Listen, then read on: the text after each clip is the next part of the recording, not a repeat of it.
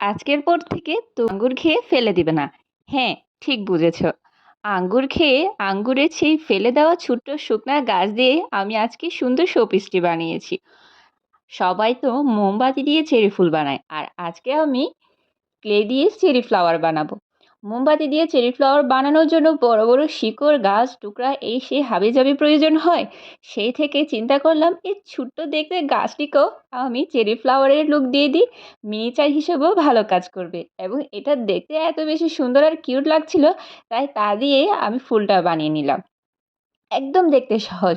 ছোট্ট ক্লেটাকে ভালো করে চ্যাপ্টা করে নিয়ে তারপর একটার উপর একটা বসিয়ে দিলেই কিন্তু ছোট, ছোট কিউট গোলাপের মতো ফুল হয়ে যাবে। পুরাপুরি দেখতেও কিন্তু গোলাপ না, এটাকে বলে চেরি ফ্লাওয়ার। দেখো, বানানোর পর কিন্তু এটা এত বেশি সুন্দর হয়েছে, তোমরা চাইলে এবং ভালোভাবে ভিডিওটা খেয়াল করলে বানিয়ে নিতে পারবে। আমি যে ফুলের টবটার জন্য বেস ব্যবহার করেছি সেটা হচ্ছে ওষুধের কাপ।